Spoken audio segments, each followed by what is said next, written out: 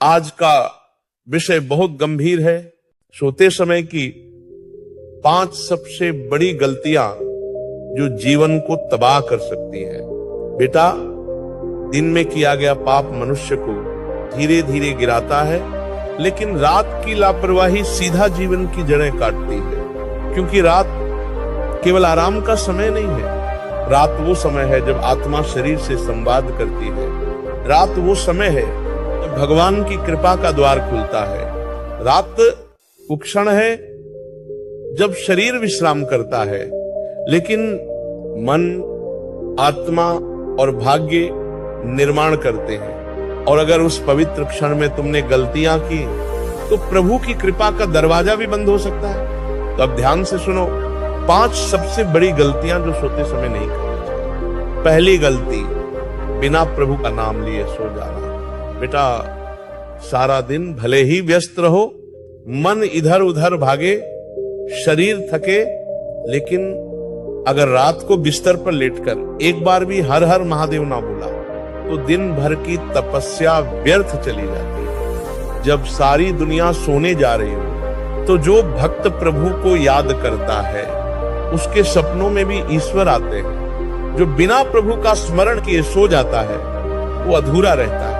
बेटा, रात सोने से पहले शिव का स्मरण करो।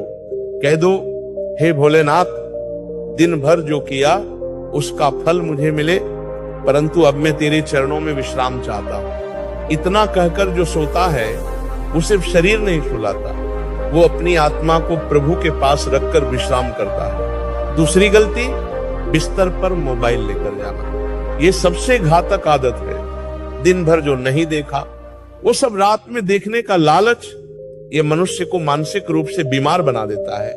मोबाइल की स्क्रीन से निकलने वाली ब्लू लाइट तुम्हारी नींद छीनती है, तुम्हारा चित्त भटकाती है और आत्मा से दूरी बना देती है। रात वो समय है जब मन को शांत होना चाहिए, लेकिन तुम मोबाइल से उसे और अशांत बना देते हो। बेटा, सोने से 30 मिनट पहले मोबाइल को दूर रख दो।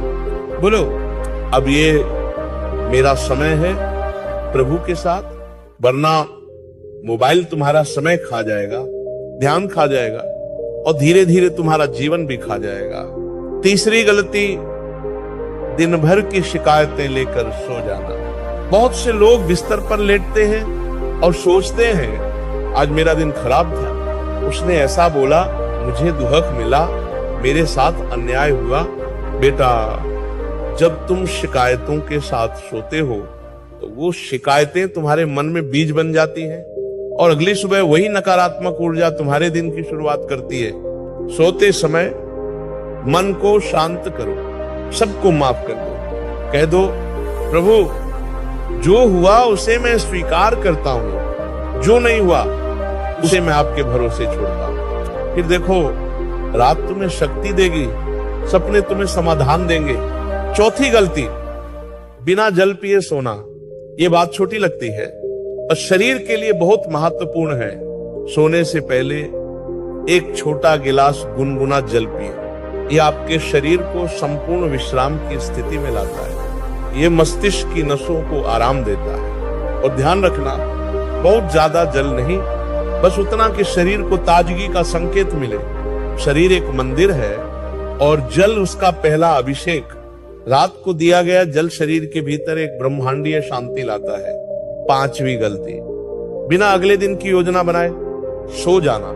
जो व्यक्ति बिना उद्देश्य से सोता है वो सुबह उठकर भी खोया हुआ रहता है। रात को सोने से पहले 2 मिनट आंखें बंद करो और सोचो, कल मुझे क्या करना है, कैसे शुरुआत करनी है, किन बातों से दूर रहना है, प्रभु से क्या मांगनी है। जब तुम संकल्प लेकर सोओगे तो पूरी रात ब्रह्मांड तुम्हारे लिए मार्ग बनाएगा।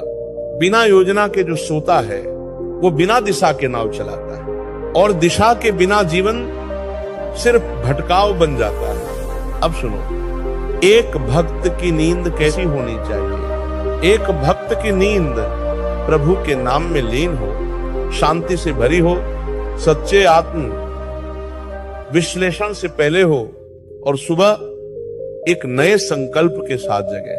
सोने से पहले बोलो, हे महादेव, जो आज मिला उसके लिए धन्यवाद, जो नहीं मिला वो कल तेरी कृपा से मिलेगा। अब तू संभाल ले मुझे, मेरी आत्मा, मेरा शरीर, मेरा कल।